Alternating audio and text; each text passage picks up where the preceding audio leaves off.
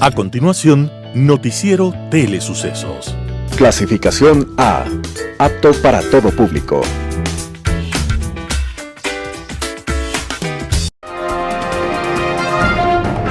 En sucesos, un día como hoy.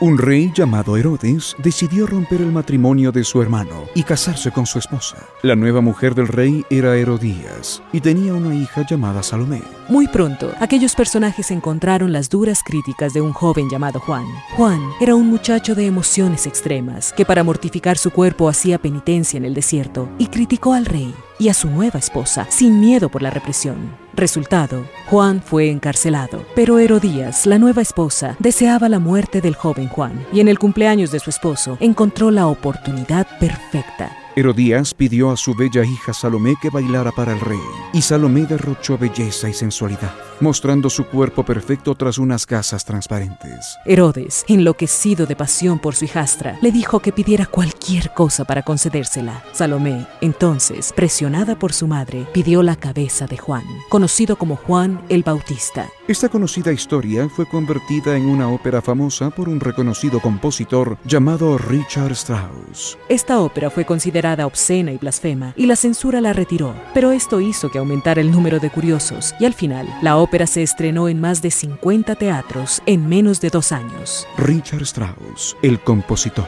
estaba estrenando esta famosa ópera un día como hoy, 9 de diciembre de 1905.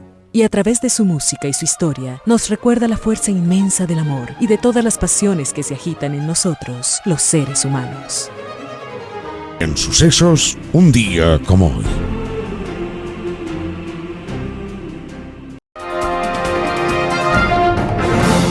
Titulares. El expresidente Lenín Moreno es llamado a juicio por el delito de cohecho como autor directo en el caso Sinohydro. Cierre nocturno en el puente de Gualo, 15 días de mantenimiento para reforzar la seguridad en la Simón Bolívar. Prisión preventiva para alias Bob Marley por presunto secuestro extorsivo. Acción de protección a jubilados que pedían que el gobierno pague devoluciones atrasadas del IVA es negada por una jueza. El balance final de las fiestas de Quito deja siniestros de tránsito, detenidos, heridos y fallecidos.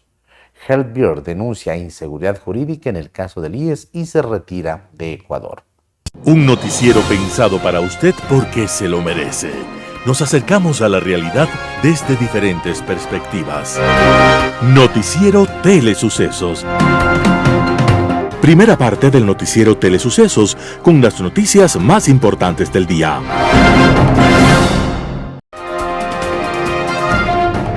¿Qué tal, amigos? Bienvenidos a una nueva edición del Noticiero Telesucesos. Vamos adelante con la información. El expresidente Lenín Moreno es llamado a juicio por el delito de cohecho como autor directo en el caso Sinohydro. Olavo Hernández, conjuez de la Corte Nacional de Justicia, encontró elementos de convicción de la aparente intervención en el delito de cohecho en el caso Sinohydro por parte del expresidente Lenín Moreno y decidió llamarlo a juicio en calidad de autor directo. Esta resolución se conoció la mañana de este lunes 8 de diciembre durante la reinstalación de la audiencia preparatoria. El presunto delito de cohecho se habría dado durante la contratación de la empresa Sinohydro en la construcción del proyecto hidroeléctrico Coca-Codo Sinclair, obra que costó alrededor de $2.000 millones. Según el magistrado Hernández, se advierte la presunta existencia de un entramado de corrupción estructurado y sostenido en el tiempo. Eso se lo determinó en base a los elementos de convicción recopilados en la etapa investigativa. Este entramado presuntamente se dio a través de dádivas, beneficios económicos y pagos indebidos realizados por la empresa Sinohydro. Lenín Moreno era vicepresidente de la República cuando se realizó la adjudicación del contrato a Sinohydro y según las investigaciones habría intervenido para asegurar la participación de la empresa, cuyos representantes en Ecuador eran los coprocesados y amigos personales de Moreno, el empresario Conto Patiño, María Patiño y Javier Macías Carminiani. Además, los elementos de convicción permiten presumir que el procesado tuvo la intervención esencial y decisiva en la obtención del financiamiento que viabilizó la ejecución del contrato adjudicado a Sinohydro y una participación relevante con el posterior flujo de dádivas canalizados a través de Recorsa e INA Investment Corporation, con beneficiarios en su entorno familiar y con adquisiciones y entrega en el país y en el exterior, según el magistrado. Más de 500 estudiantes universitarios recibirán apoyo económico del municipio de Quito. El martes 9 de diciembre se entregará apoyo económico de continuidad educativa. Este año, 525 estudiantes universitarios serán beneficiados con este apoyo económico en un evento celebrado en el Teatro de la Casa de la Cultura a las 3 de la tarde. El apoyo económico de continuidad educativa tiene como objetivo garantizar que jóvenes de la capital continúen y culminen sus estudios superiores. El monto que entregará el municipio de Quito es de $577.500 durante el 2025. Esto reafirma su compromiso con las juventudes y con la construcción de un Quito más justo, inclusivo y con igualdad de oportunidades. Con esta inversión, el municipio de Quito refuerza su visión de acompañar a las y los jóvenes en el desarrollo de su proyecto de vida, impulsando la educación como un pilar para el progreso individual y colectivo. ¿Qué es un apoyo económico de continuidad educativa? Son ayudas económicas destinadas a jóvenes que se encuentran cursando estudios de tercer nivel en instituciones superiores del Distrito Metropolitano de Quito. Estos recursos entregados a los jóvenes pueden ser utilizados para cubrir gastos relacionados con la educación y un porcentaje podrá destinarse a la adquisición de componentes tecnológicos fundamentales para el acceso a la información académica actual. La reforma del encaje cambia las reglas y busca que la banca financie en mayor proporción al Estado. Con el fin de reforzar su capacidad de financiamiento interno, el gobierno dio un paso fundamental, ya que la Junta de Política y Regulación Financiera y Monetaria aprobó una reforma al régimen de encaje y redefine los porcentajes que se exigen a bancos, cooperativas y entidades públicas, dejando abierta la puerta a que la proporción de encaje sea mucho mayor y se integre con bonos del Estado. Con esto se busca que las entidades financieras destinen una parte creciente de sus recursos líquidos para apuntalar la caja fiscal o el gasto público. Con esta resolución se cambian las reglas del encaje bancario y que corresponde a una parte del dinero que las instituciones financieras deben guardar en el Banco Central.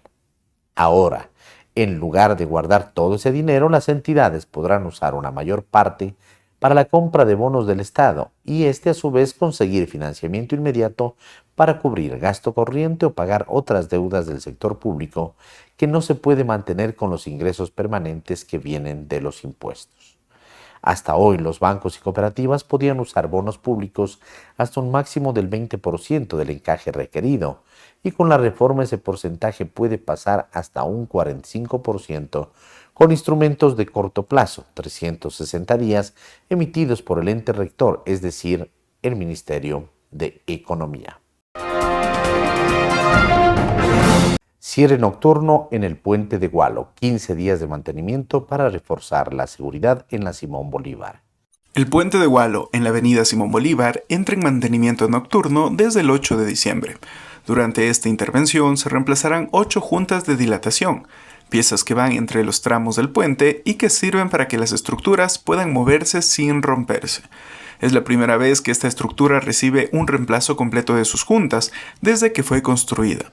El deterioro acumulado hacía necesaria una intervención urgente para evitar daños mayores y garantizar un viaje más seguro en este corredor de alta velocidad. La obra forma parte del segundo frente de mantenimiento de la Simón Bolívar, luego de la intervención en el puente del intercambiador de la Ruta Viva. Ambos trabajos se enmarcan en el programa 3001 Obras para Quito, que busca mantener las vías principales en buen estado y reducir riesgos con mantenimientos preventivos. Los trabajos se ejecutarán durante 15 noches consecutivas, en el horario de 9 de la noche a 5 de la mañana, incluidos fines de semana y feriados, para evitar afectaciones en el tránsito diurno. Habrá cierres parciales en ambos sentidos, 2 carriles estarán en obras, mientras un carril permanecerá habilitado. La AMT reforzará la zona con señalización luminosa y más de 140 dispositivos de seguridad vial, instalados desde 1 kilómetro antes del punto de intervención para alertar a los conductores. MG Motor Ecuador impulsa su expansión en el mercado automotriz con una inversión estratégica, la apertura de un nuevo punto de venta y la incorporación de 2 SUV clave a su portafolio. Como parte de su plan de crecimiento y expansión a nivel nacional, Quito, Guayaquil, Ambato, Manta, Cuenca y Barra, la marca consolidó su red de 13 concesionarios con la inauguración oficial de Autofénix en Tumbaco. Este evento estratégico fue el escenario para la presentación de sus 2 nuevos SUV, el MG ZS GEP y el MG RX9. Vamos con la nota. Showroom, asesoría especializada, postventa y un servicio alineado a los estándares globales de la marca. Para nosotros es muy valioso reunirnos con quienes forman parte del crecimiento de la marca MG en Ecuador. Inducor y Autofénix les damos la bienvenida de manera conjunta y queremos agradecerles por estar aquí y por todo el trabajo que hacemos juntos. Quito es una plaza estratégica, dinámica y llena de oportunidades. Y nos honra acompañar sus 491 años con una apertura que refuerza nuestro compromiso con su desarrollo y su gente. Sin duda es un momento ideal para celebrar lo que hemos logrado y lo que viene por delante. MG ha venido creciendo con fuerza en el país. Cada año la marca gana más espacio y más confianza. Y eso se debe en parte a ustedes. Hoy contamos con 13 puntos de venta y 13 talleres autorizados en Ecuador, lo que nos permite dar un servicio real y oportuno en cada ciudad. Mirando hacia adelante, nuestras perspectivas son muy positivas. Para el 2026 proyectamos un crecimiento de la marca MG de 155% en ventas, impulsado por una red más sólida y una estrategia con modelos más claros. Hoy abrimos las puertas del primer concesionario MG en el Valle de Burraca. Lo hacemos con la misma emoción, con la misma humildad con la que emprendimos este camino, pero con la serenidad que dan los años de experiencia.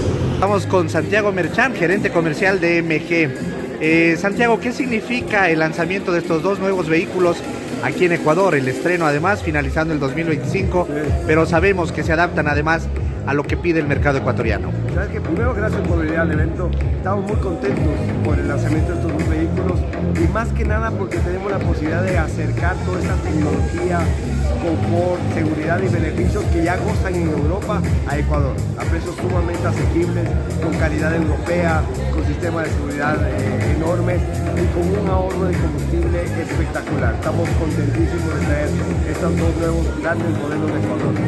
Responde a las necesidades del cliente ecuatoriano, y me refiero porque básicamente mucha gente está buscando los SUV, pero también buscan esos que son un poco más grandes, que se convierten en carros familiares. Estos 2 modelos, el uno es un SUV bastante cómodo y el otro es uno para 7 pasajeros de 3 filas de asientos. Así es, y sabes que el tema también es porque el consumidor de autos ecuatoriano sabe mucho de vehículos, sabe mucho de tecnología y no le metes gato por liebre, la verdad. Y nosotros hemos sido muy enfáticos en despedirle a MG Europa que nos manden los vehículos que allá están triunfando, y eso es lo que hemos tenido este año. El MG3, que es el que lanzamos en agosto de este año, y hoy el ZS 100% híbrido y el RX9, que es el vehículo grande de 7 pasajeros.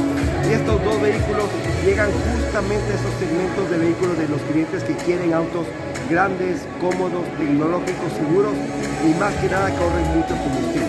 Ya los han probado aquí en las carreteras ecuatorianas además. Probado, claro, los probamos los vuelos justamente traer Ecuador y tienen algunos ajustes en sus motores para que puedan estar en altura y en el nivel del mar y puedan reaccionar de manera perfecta. Y lo hicieron muy bien. Estamos seguros que van a tener un éxito maravilloso de ventas de Ecuador. Serias lecciones. Un año atrás, Medio Oriente despertó sacudido por una noticia que hasta podía haberse pensado eran fake news. El escape de Bashar al-Assad de Siria, el país que había gobernado desde el 2000 como heredero de su padre Hafez, quien lo hiciera por otros 30 años.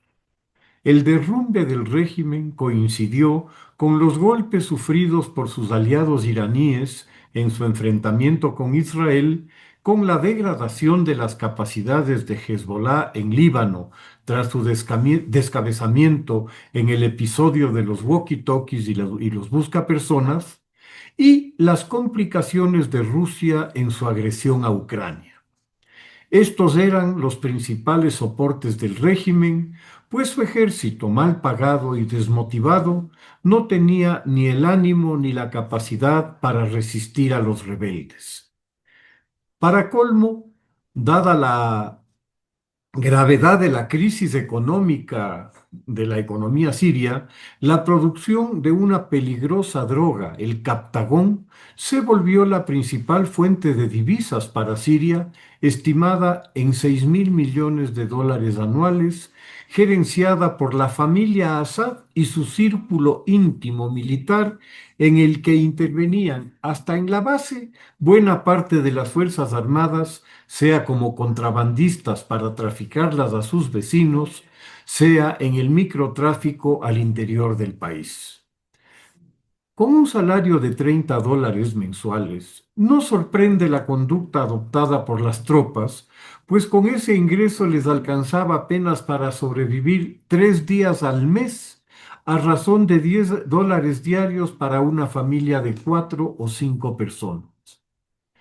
La fulgurante ofensiva rebelde encontró ya tan solo un cascarón vacío, poniendo fin en 2 semanas a un conflicto sangriento que se había prolongado por más de 10 años, estimándose sus víctimas fatales en 500.000, además del éxodo de unos 6 millones a Turquía, Jordania y otros estados árabes y a Europa. Indudablemente, el componente religioso jugó un importante papel en este prolongado conflicto, ya que la minoría alawita siria, una derivación del chiismo, que la practica el 15% de la población siria, capturó el poder prácticamente desde el fin de la presencia colonial francesa. Francia favoreció, en el tiempo que administró el mandato de Líbano y Siria tras la Primera Guerra Mundial, a la minoría alawita con cargos administrativos y militares, lo que fue decisivo con la independencia para su captura del poder. Hafez y su hijo Bashar impulsaron esa tradición, convirtiendo en gran medida al ejército sirio en un coto cerrado en su oficialidad de los alawitas. Tal situación sería decisiva para poder mantener el control de Siria por 3/4 de siglo, con el ejército como herramienta para la represión de la oposición, esa amplia mayoría de sirios sunitas que en varios momentos trataron de alcanzar una representación equivalente a su número en la gestión del gobierno. Tal ambición sería reprimida ferozmente por los Assad, padre e hijo, apoyados por su minoría armada, el ejército sirio, vuelto guardia pretoriana de la dinastía, que hábilmente se proclamó al principio socialista y antiimperialista, para revelarse luego como otra de las dictaduras postcoloniales árabes, como la Libia de Gaddafi, la egipcia de Nasser y de sus sucesores, o la de Saddam en Irak. La revuelta sunita de 2012, inscrita dentro de lo que se denominó la Primavera Árabe, pues se produjo coincidiendo con otras revueltas árabes contra sus prolongadas dictaduras, se encontró además de la represión interna con el apoyo a Bashar y a su régimen de 2 incondicionales aliados, cada uno por sus particulares intereses. Rusia, por un lado, por la histórica cercanía que ha mantenido con la Siria alawita de los Assad, y su entrega desde tiempos de la Unión Soviética de la más importante base aeronaval que Rusia haya tenido en el Mediterráneo, Latakia. Rusia aportó su poder aéreo y artillero con su habitual desprecio por la población civil, bombardeando ciudades como la histórica Alepo, patrimonio de la humanidad, una de las más antiguas ciudades del mundo, hasta su casi total destrucción. Irán, por el otro, necesitaba a Siria como el penúltimo eslabón en su proyecto de un corredor terrestre chiita desde Irán hasta el mar Mediterráneo, apoyado en los chiitas iraquíes, los alawitas sirios y el Hezbollah chiita libanés. Para tal propósito, movilizó los considerables recursos de la Guardia Revolucionaria, el instrumento que la teocracia iraquí creó para la expansión regional de la revolución islámica chiita, que se manifestó en el creciente control iraní del gobierno y el ejército sirios, aportando importantes activos militares y de inteligencia, además del apoyo del brazo armado libanés Hezbollah para la represión de la rebelión sunita en Siria. Resulta interesante comparar lo sucedido en Siria, más allá de los factores religiosos, con lo que hoy sucede en Venezuela. Los mismos aliados que el dictador Assad tuvo lo son de Maduro, junto a las fuerzas del ELN y otros grupos narcotraficantes de las disidencias de las FARC. Las Fuerzas Armadas venezolanas, como las sirias, cayeron en la corrupción del narcotráfico, con su alto mando convertido en un cártel exportador de drogas y sus tropas de base dedicadas a cualquier asunto que les pueda redondear un ingreso en un país en el que el sueldo básico es de $3 mensuales. En ambos casos, una reducida minoría apropiada de un país para su beneficio y una gran mayoría que a duras penas sobrevive o debe escapar del infierno en que se volvieron sus países. El ejemplo de Siria, la lección que deja, es el comprender que una dictadura delincuencial resistirá todo intento de terminar con ella por todos los medios a su alcance, incluyendo el asesinato, la represión y el encarcelamiento de sus opositores, con la tortura como herramienta habitual para la degradación de las personas. Las cárceles y los centros de tortura del Helicoide en Venezuela y la Zainaya en Siria son la expresión de la idéntica naturaleza de los criminales que se han apoderado de estos estados, funcionales títeres de sus padrinos internacionales, Rusia e Irán, de los que han adoptado sus técnicas de represión y sus metodologías para mantenerse en el poder. Si es inquietante el que, para deshacerse de un criminal como Assad, se haya requerido de una guerra de una década y de 500.000 de muertos como la única manera de eliminar, pero vale la pena destacar que los titiriteros, enfrentados a dificultades internas crecientes, no tienen nunca inconveniente en abandonar como prescindibles a quienes les son útiles solo hasta cierto punto. Las dificultades rusas en Ucrania y los desastres de Irán durante los últimos 3 años redujeron dramáticamente sus capacidades de apoyar a sus títeres. Lo máximo que Rusia pudo hacer es sacar a Assad de Siria y transportarlo a Moscú para asilarlo seguramente en un dorado exilio por los servicios prestados. No es probable que a Maduro y su círculo le pueda ir mucho mejor, por lo que posiblemente decidan resistir lo que más puedan, sobre todo los criminales más cercanos al poder, los torturadores y los verdugos, cuyo destino poco importa. Posiblemente operar a nivel de mandos medios, dándoles seguridades si abandonan al régimen, sea el camino que evite lo ocurrido en Siria. Tal vez la concentración de la Fuerza Naval norteamericana en el Caribe tenga ese propósito, pero la inevitable pregunta de si los radicales llegan a imponerse y el régimen resiste, ¿cuál va a ser la alternativa? Muchas gracias. Acción de protección a jubilados que pedían que el gobierno pague devoluciones atrasadas del IVA es negada por una jueza. La mañana de este 8 de diciembre se negó el pedido de acción de protección interpuesto por un grupo de jubilados en Guayaquil por parte de la jueza Germania Torres. El grupo de jubilados viene reclamando el pago de la devolución del impuesto al valor agregado a adultos mayores, situación que ya lleva 11 meses de atraso. Esta decisión es una burla, estamos indignados porque la jueza nos niega el pedido sin motivación alguna.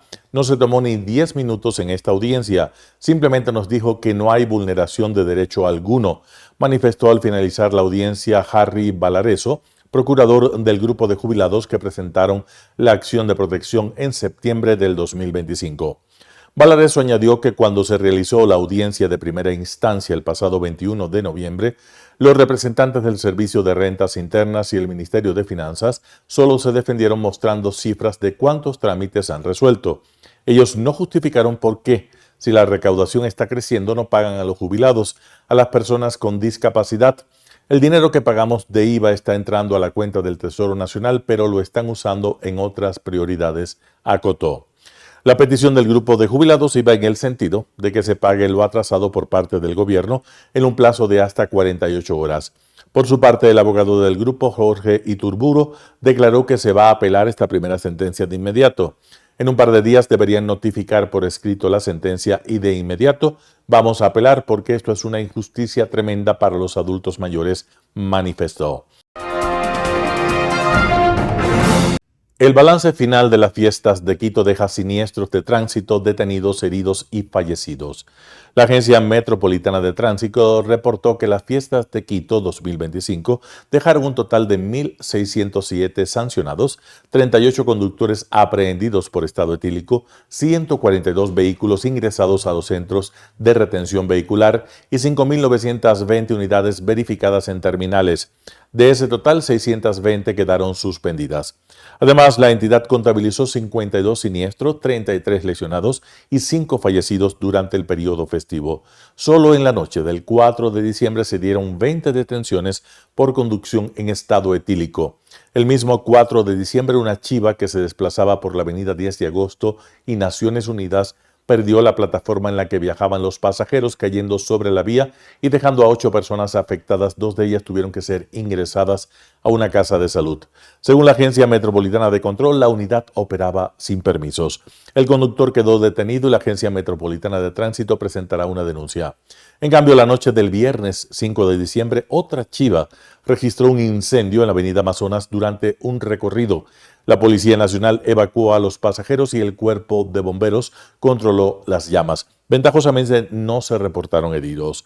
Por otra parte, en la avenida Simón Bolívar y la Ruta Viva, a la altura del kilómetro 2, un tanquero avanzaba en zigzag y los agentes confirmaron que el conductor registró 1.07 galones por litro de alcohol de sangre o gramos por litro de alcohol de sangre.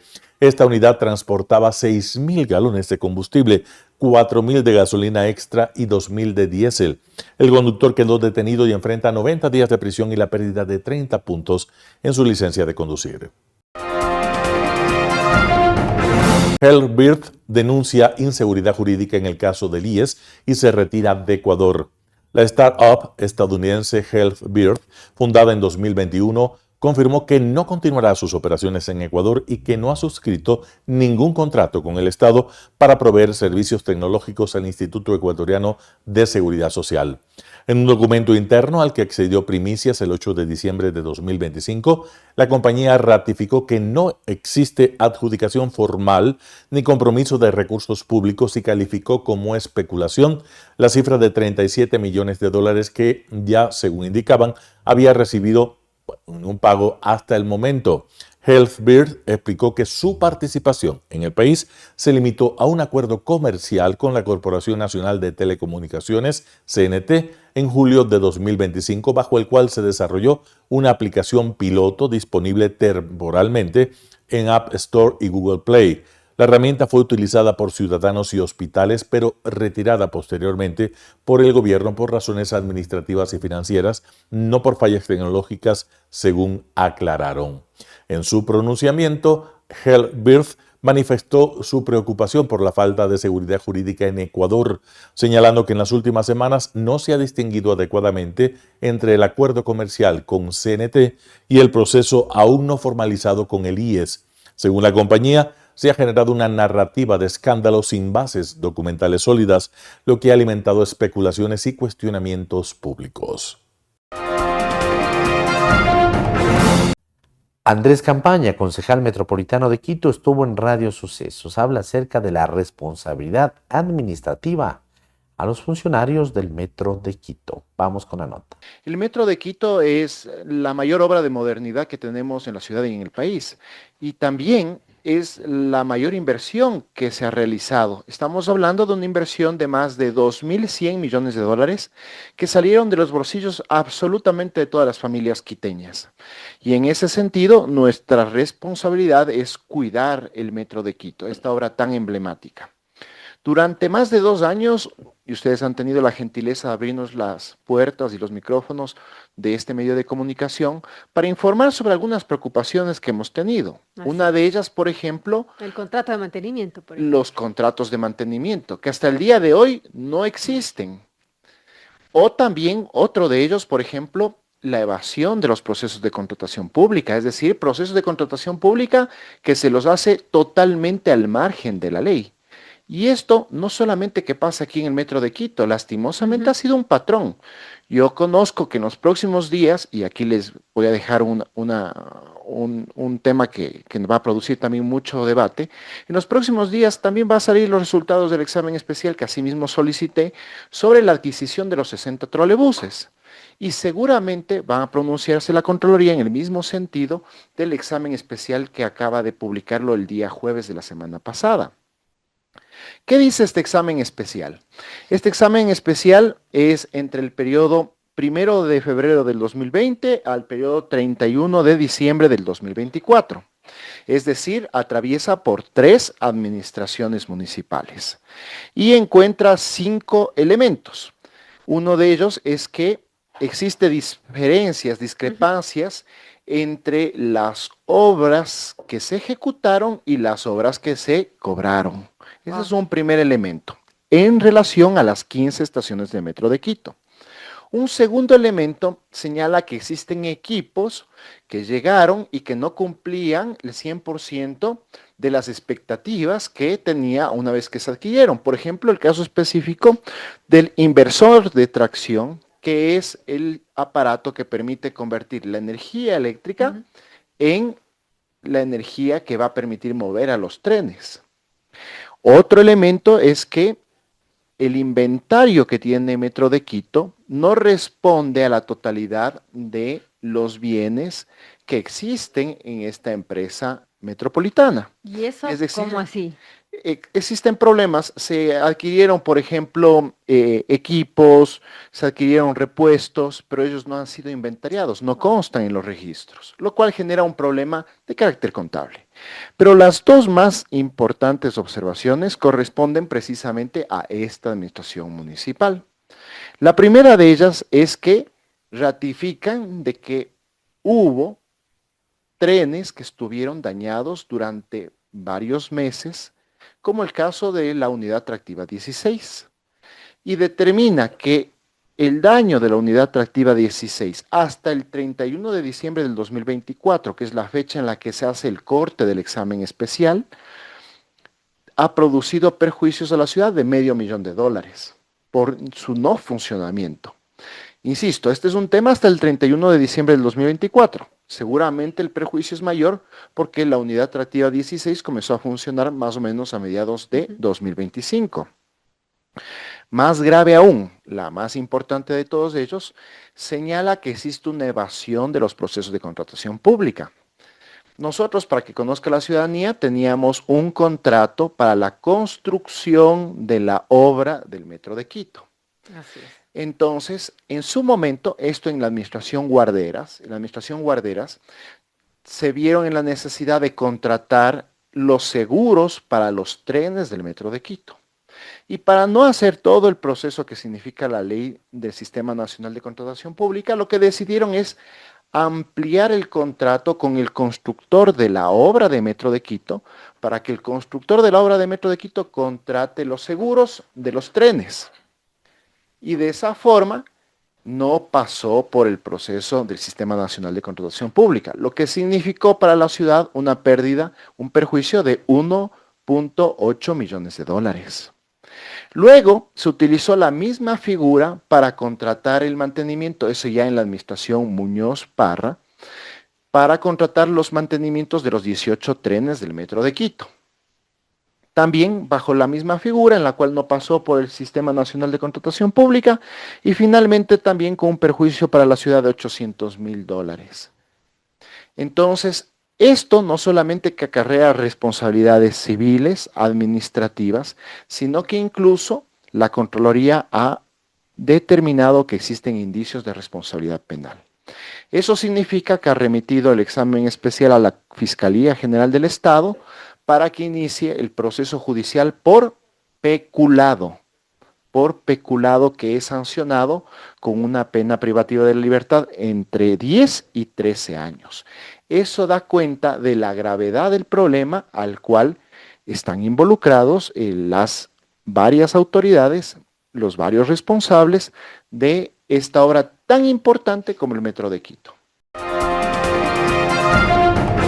En Radio Sucesos estuvo Roberto Azpiazu, presidente ejecutivo de la Cámara de Energía del Ecuador. Habla sobre los cambios necesarios que se deben dar en Petroecuador. Escuchemos lo que dice. Yo lo que tendría que decir que me parece que es positivo que se haya firmado este tratado de protección de inversiones. Hay un potencial ahí. Esto se ha venido negociando desde hace meses, no es nuevo.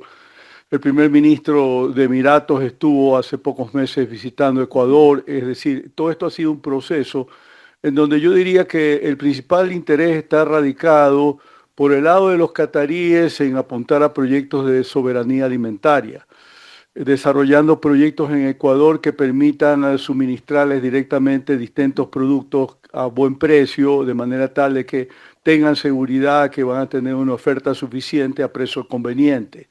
Eso por un lado. Por el otro lado, yo diría que el interés va también en proyectos de energía, particularmente de gas natural, también de incremento de la producción petrolera propiamente dicha, y eventualmente la participación en alguno de estos megaproyectos que están ofertados en el plan de inversiones hidrocarburíferas, que suma, pues sabemos bien, 47 billones de dólares, y desde luego Emiratos podría ser un socio estratégico importante, inclusive asociándose con Petroecuador, con toda la agilidad, prontitud que eso supone, un acuerdo estratégico entre dos empresas estatales que podrían llevar adelante, por ejemplo, el tren de alta conversión de la refinería de Esmeralda u otra refinería. Acuérdese usted que hubo un permiso para construir una nueva refinería en la península de Santa Elena, pero al parecer ese proyecto está caído, ya no se ha vuelto a hablar de él, pero en líneas generales nos parece interesante, es por donde tenemos que ir caminando para entrar a hablar de la carta a Petroecuador que presentamos manifestando nuestras preocupaciones. Solamente un paréntesis, un tema de una nueva refinería sería urgente, ¿no? Porque casi que estamos importando lo mismo que estamos exportando en petróleo. Hay un diferencial todavía, pero el resultado de la falta de capacidad de refinación de Esmeraldas en particular, que en promedio este año va a estar en 45% del total más o menos, es que estamos importando algo más del 70% de los derivados ligeros que consumimos, y eso tiene que ser objeto de algún reformulamiento, fundamentalmente porque tenemos nosotros la materia prima, el petróleo, tenemos refinerías, y lo que tenemos que hacer es modernizarlas en principio, o pensar también en alguna nueva refinería. Tenemos que caminar en esa dirección, ese es el futuro. Importante. Ahora, Roberto, hablemos del tema petrolero, de lo que llevó a que la Cámara de Energía envíe una carta a la nueva, gerente subrogante de Petroecuador. Y bueno, ustedes ponen un tema crítico porque durante noviembre la producción bajó a 467.800 barriles diarios, pese a que hay una meta que para muchos analistas, expertos, es irreal de 500.000 barriles. 220 pozos del campo Sacha que han quedado fuera de operación por fallas eléctricas, algunos equipos clave que también se averiaron y la producción nacional que se ha desplomado, y bueno, sin que la autoridad diera explicaciones. Todo esto pues en medio de una debilidad estatal. Recordemos toda la inestabilidad que existe en Petroecuador, ¿no? 8 gerentes en menos de 2 años. inversiones desplomadas y bueno, todo esto también sumado a una infraestructura vulnerable, por ejemplo, lo que ocurrió en julio, que se paralizó el SOTE y el OCP, también que tiene este riesgo de esta erosión regresiva del río Coca, que es una realidad y que lamentablemente está avanzando a una manera más acelerada de lo que se podría pensar. Y bueno, todo eso también lo detallan en la carta. ¿Qué acciones inmediatas podría tomar la gerente subrogante María Danila Conde, quien fue hasta hace poco además viceministra de Hidrocarburos? ¿Qué opciones tiene, qué margen tiene de acción frente a una situación tan compleja de una caída continua de la producción petrolera? Hay varios elementos en su pregunta. Yo diría que lo principal es que Petroecuador tiene que tener un plan de reestructuración institucional que no lo tiene, que se haga público y que bajo esa perspectiva quede sujeto a una rendición de cuentas y un monitoreo periódico que permita seguir cuánto se está avanzando en lo que esto tiene que ver, con la limitación de que sabemos bien que Petroecuador no es una empresa con autonomía económico-financiera, porque depende de las asignaciones del presupuesto general del Estado, y este año, cortado octubre, en relación al mismo periodo de 2024, había recibido 84% menos en lo que tiene que ver con su presupuesto de inversión. Este año se ha invertido solo 295 millones de dólares. El año pasado se invirtió 1.635. O sea, ahí está la comparación y es uno de los factores que incide desde luego en la disminución de la producción. Petroecuador tiene en la mayoría de casos contratos de prestación de servicios específicos con terceros, con empresas operadoras petroleras y en definitiva pues eso es lo que permite más o menos mantener la producción, pero sobre la base de las reservas probadas que están ahí y no hay compromisos propiamente en lo que tiene que ver con perforación de exploración para encontrar nuevas reservas, porque en los últimos años lo que hemos venido haciendo es consumir reservas que ya estaban ahí, de forma tal que ese es el desafío que tenemos entre manos como para apuntar, incrementar la producción. En Sacha recientemente se perforó un pozo hacia el oriente del bloque y resultó altamente productivo, fue curioso, se fueron un poco más abajo. Y todo esto también en lo que tiene que ver con perforación que se está realizando en otros bloques de la Amazonía, está permitiendo reinterpretar la geología, encontrar inclusive formaciones geológicas que resulta que pueden ser productivas, aunque no son tan grandes y anteriormente habían pasado desapercibidas, resulta que ahí se puede conseguir pozos de 600, 700 barriles al día, que son muy rentables y que nos llevan en la dirección que debemos avanzar en términos de que hay que trabajar e invertir dinero en lo que tiene que ver con recuperación de reservas, porque se han venido agotando, nominalmente tenemos suficientes reservas como para pensar en una explotación petrolera de largo plazo. El año pasado explotamos 174 millones de barriles, pero nominalmente se calcula que podríamos tener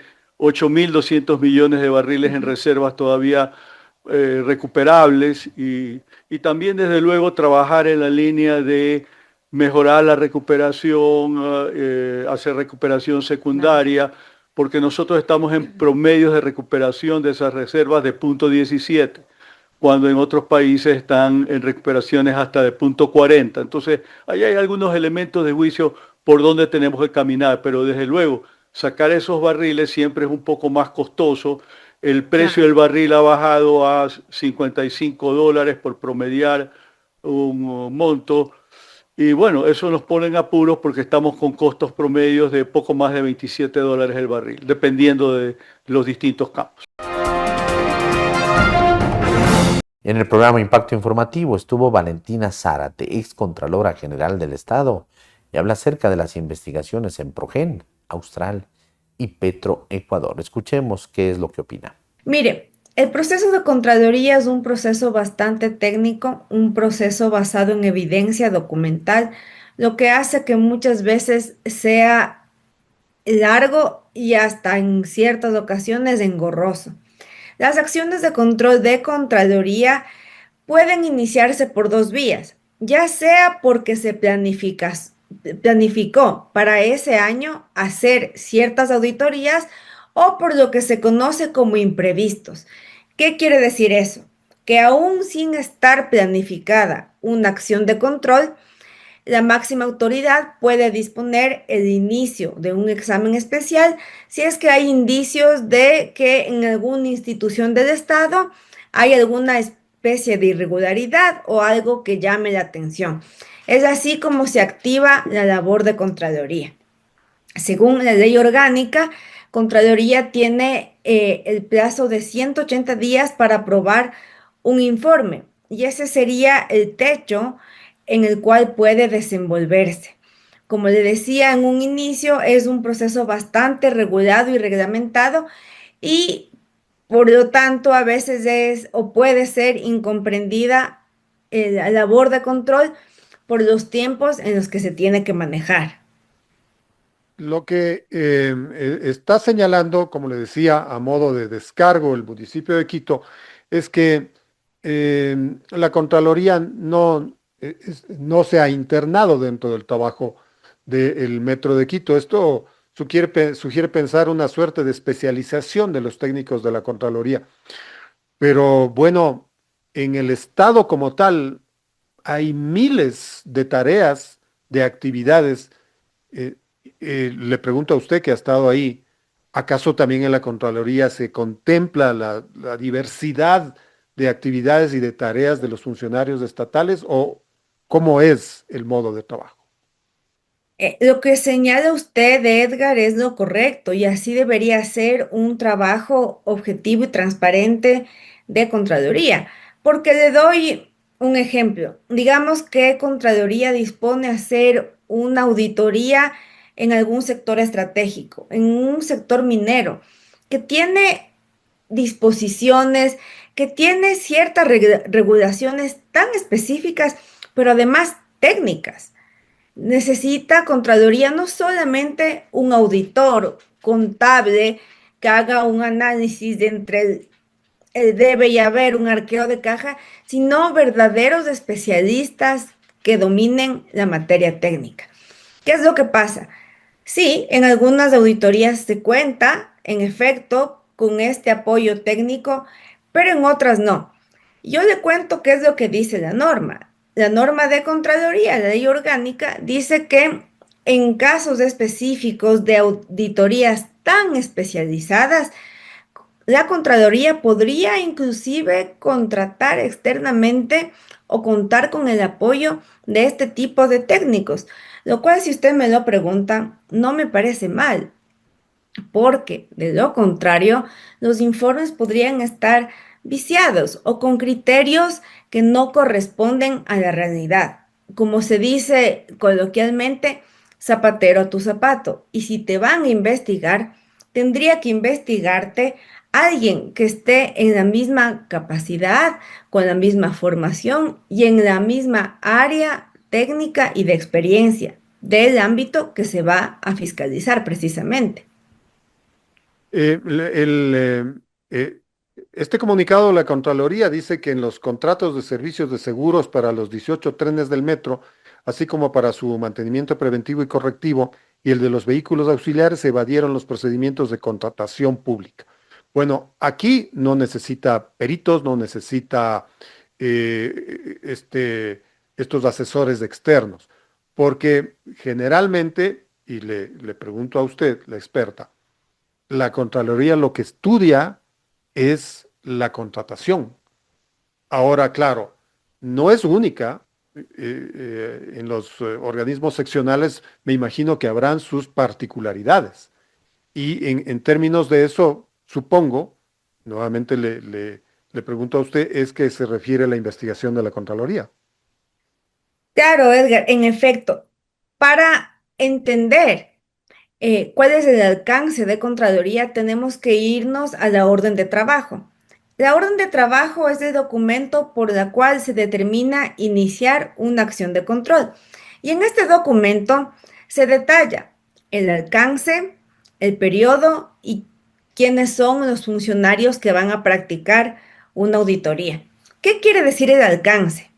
Si es que van a ir, por ejemplo, y esto con fines didácticos únicamente, al Metro de Quito, podría hacerse un análisis del proceso de contratación del servicio de operación de los trenes del Metro de Quito.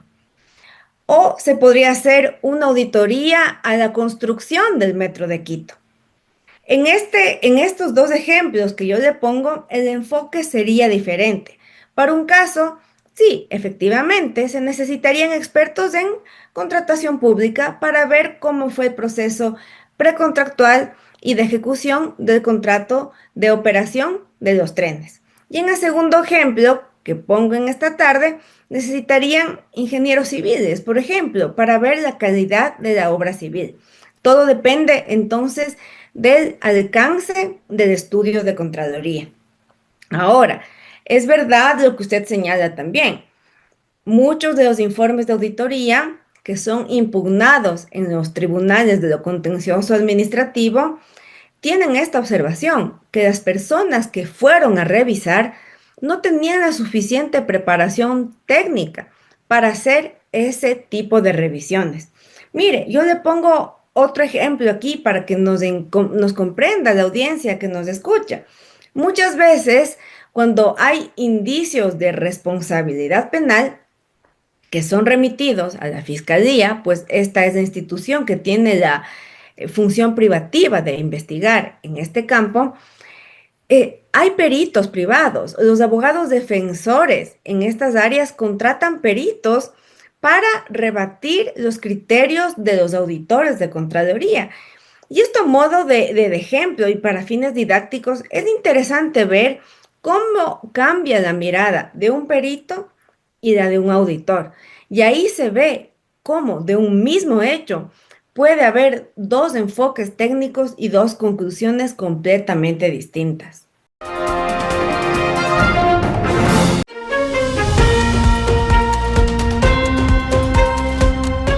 Los costos políticos del divorcio. Santiago Basabe, primicias. Cuando la relación se vuelve insostenible, el divorcio es una opción. En política no es muy diferente. Los que se quedan asumen costos y los que se van también. Los beneficios se suman de lado y lado, desde luego. El ejercicio de valorar quién ganó más es cuestión de tiempo. Una vez que el furor pierde intensidad, y eso en política se llaman procesos postelectorales, se podrá tener una valoración más real de los coletazos del entuerto. Eso sí, hay hechos que pueden servir para proponer algunos escenarios. Nada de futurología, simplemente conjeturas razonadas. Conjeturas basadas en lo que la realidad expone. Primera, nadie que se haya divorciado de la Revolución Ciudadana y la Revolución Ciudadana ha podido llegar a un cargo de elección popular por sí mismo. La lista es larga e irrelevantes los nombres. Los hechos, que hablan sin necesidad de personalizar la discusión, dan cuenta de que separarse del líder y su organización no trae buenas consecuencias, al menos en el plano electoral. El arrastre de votos que genera la Revolución Ciudadana y Rafael Correa están ahí presentes, sin mayores variaciones a lo largo de los últimos años. 3 presidenciales seguidas en segunda vuelta no son poca cosa, y aunque se puede decir también que son 3 pérdidas consecutivas, lo de fondo es que aquí hay apoyo popular. El motivo de ese apoyo por ahora es harina de otro costal. Segundo, diferencias de por medio. Solamente la Revolución Ciudadana tiene estructura partidista para enfrentarse electoralmente al gobierno. El corolario de lo dicho es que si quieres seguir en la vida política, el divorcio te debe conducir a un maridaje con ADN. Ahí hay que valorar si la relación de la que sales es peor que a lo que te vas a enfrentar. Muchos arrepentidos pululan por ahí tratando de congraciarse nuevamente. Todo tiempo pasado fue mejor, dirán unos. Es preferible malo conocido que bueno por conocer, propondrán otros. Lo cierto es que ahora mismo, y quizás por un buen tiempo más, lo que hay son 2 estructuras de competencia electoral, unas poquísimas con interés de levantar cabeza y otras más, la mayoría, pensando seriamente en las honras fúnebres de sus raquíticas organizaciones. Un año sin política electoral. ¡Qué alivio! Tercera, aunque la Revolución Ciudadana requiere urgentemente replantear su ideario político, a la fecha es una de las poquísimas estructuras electorales que tiene un modelo de desarrollo en lo económico y en lo social. Esto no es un detalle, pues el que se divorcia de la Revolución Ciudadana y de Rafael Correa debe tener en mente una estrategia para posicionarse ideológicamente de forma tal que ante su electorado su oferta sea diferente, pero no tan diferente. Ese ejercicio de pensar más allá de las redes sociales no es simplemente un estudio y una dedicación, dos características en proceso de extinción entre quienes hacen vida política en el país. El carisma importa, pero el carisma con ideas de por medio importa más. Por lo dicho, en lugar de desgañitarse pensando si este es el momento de declive o no de la revolución ciudadana, la escuálida oposición política y mediática debería proponerse construir un proyecto alternativo, un proyecto en el que exista estructura, ideas y liderazgos. ¿Cuesta arriba el ejercicio? Naturalmente que sí. Cuesta arriba, pero imprescindible, pues si la alternativa es ir, como hasta ahora, cuesta abajo, limitándose a criticar a la revolución ciudadana sin proponer algo concreto, las próximas elecciones volverán a reproducir lo ocurrido ya en las últimas presidenciales. En síntesis, dos estructuras capturando buena parte de la arena política electoral. No bipartidismo, porque para que eso ocurra se necesitan partidos que acá no hay. A veces lo intuitivo no da cuenta de la realidad. Santiago Basabe, Primicias. Una ofensa a Quito se cocina en Carondelet, artículo de Martín Pallares publicado en diario El Expreso. Que el presidente Daniel Noboa y su órbita de influencia estén lavándole la cara a Jorge Yunda para que vuelva a la alcaldía de Quito es una ofensa para la ciudad. Una ofensa que además llega cuando la ciudad sufre una de las crisis más profundas de su historia. Sin liderazgos, sin iniciativas, sin ideas de alcance nacional, sin élites que se planteen una ciudad del futuro, sin alcalde sino precandidato, con un municipio sin ambición de ser la capital y una población que ha perdido la capitalidad como esencia de su identidad. Pues sí, ya no hay duda de que el gobierno de Noboa desde hace meses está metido de cabeza en el relanzamiento de Yunda. Seguramente en la cabeza de Noboa y de sus asesores se abriga la idea de que ese triste personaje es la apuesta más sencilla y rápida para tomarse la alcaldía de Quito sin que importe un carajo lo que aquello significa para la ciudad. Ganar la alcaldía y desplazar a cualquier otra fuerza política que pueda aspirar a llegar al municipio de Quito es el objetivo. Un proyecto electoral que se refuerza con la evidencia de que con un 20 y pico % de la votación se puede ganar las elecciones de alcalde. De hecho, Yunda ya fue elegido con el 22% en el 2019. Dos hechos ocurridos en días pasados ha dejado en claro que Daniel Noboa y su gobierno quieren candidatizar a Yunda. El ridículo homenaje que el Consejo de Participación y Control Social, títere de Carondelet, le ofreció al exalcalde y la entrevista que el presidente le concedió a este personaje. A esto se suma el grosero abandono del caso por parte de la Fiscalía, bajo el estímulo del gobierno, claro está, en el juicio por la supuesta compra irregular de pruebas para el COVID durante la gestión de Yunda, de la que éste salió premiado con una sentencia absolutoria. Lo del Consejo de Participación y Control Social fue el no va más del cinismo. Un organismo que no tiene la función de hacer actos de premiación. Armó un acto para homenajearlo precisamente por el tema de la compra de las pruebas. Y luego la entrevista. El presidente llamándolo capitán. Yunda había aprobado poco antes un curso para piloto de aviación. Y Yunda haciendo las veces de alfombra, alimentando así la simpatía de su auspiciante. Yunda fue el peor alcalde de Quito, de lo que se tenga memoria, y el único en ser destituido precisamente por eso. Que el gobierno piense en candidatizarlo para la alcaldía es una ofensa para los quiteños. Artículo de Martín Pallares publicado en diario El Expreso.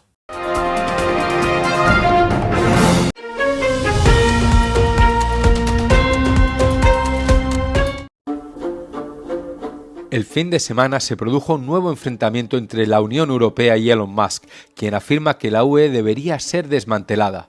Suena extremo, pero si nos fijamos en su trayectoria, hace ya tiempo que venían sonando los tambores de guerra. Ya en julio de 2024, Musk afirmó que Bruselas le ofreció un acuerdo secreto y legal para censurar la expresión. Comprobemos los hechos. Se trataba de un procedimiento de cumplimiento estándar, ofrecido a todas las plataformas, pero Musk lo utilizó para presentarse como una víctima. Agosto de 2024, la Comisión Europea envió una carta de advertencia formal instando a X a cumplir la legislación europea. En respuesta, Musk tuiteó un meme muy poco diplomático de la película Tropic Thunder. A finales de 2024, Musk pasó de la retórica a la acción, animó a los votantes alemanes a apoyar al partido de ultraderecha AfD y luego atacó a los jueces italianos por temas de inmigración, llegando a afirmar «tienen que irse». La actual batalla de Musk se debe a la multa de 120 millones de euros impuesta recientemente a X. No tiene que ver con censura, sino con un fraude al consumidor por vender su verificación a cualquiera, incluidos bots, por bloquear activamente a los investigadores para que no vean datos públicos y por ocultar quién paga realmente por los anuncios difundidos en su plataforma. Dado que la sanción está muy por debajo de la multa máxima posible, debemos hacernos una pregunta. ¿Es el juego de Musk apenas un negocio?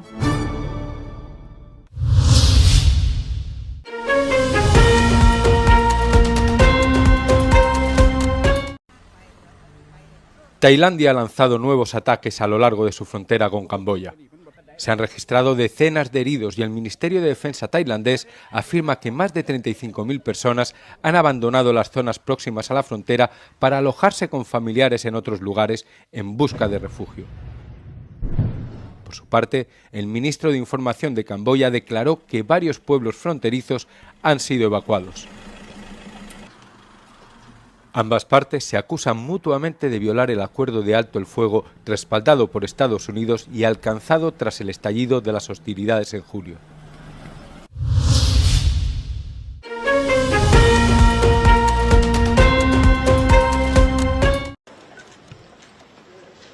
Tras 3 días de conversaciones entre las delegaciones de Estados Unidos y de Ucrania en Florida, Donald Trump afirmó que Zelensky no está preparado para firmar un acuerdo de paz con Rusia. En declaraciones a la prensa, en la edición de este año de los premios del Centro Kennedy, Trump acusó al líder ucraniano de impedir que avancen las conversaciones.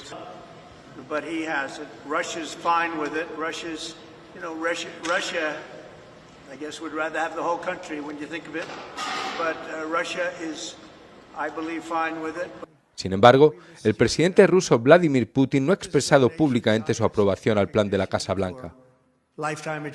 Trump fue el primer presidente en presentar la gala del Centro Kennedy, un papel que normalmente asumen periodistas y presentadores. Asegura que lo hizo a petición de cierta cadena de televisión. Durante su discurso, elogió a los galardonados Sylvester Stallone, Kiss y Gloria Gaynor, entre otros.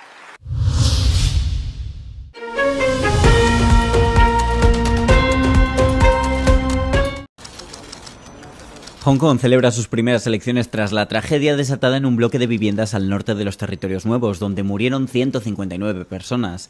Los ciudadanos deben elegir a 90 diputados, pero solamente 20 escaños se deciden por votación popular directa. El proceso se desarrolla bajo un marco electoral fuertemente restringido e impuesto desde Pekín desde 2021. Se estima que la participación será baja a pesar de los llamamientos del jefe del gobierno local, John Lee, que ha instado a los votantes a acudir a las urnas, afirmando que su voto puede apoyar las reformas y a las personas afectadas por la reciente tragedia. La ciudad sigue de luto por los fallecidos en el fuego del 26 de noviembre, el más mortífero en décadas. Los residentes piden responsabilidad, más transparencia y un control más activo del poder. El gobierno ha anunciado un proyecto de ley para restaurar los edificios dañados y crear una comisión independiente que investigue las causas del incendio.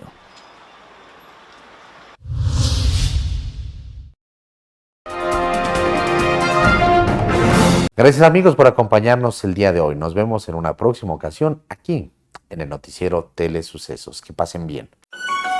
El noticiero Telesucesos es retransmitido de lunes a viernes a las 7 horas por Radio Planeta Sur 106.1 FM de la ciudad de Loja.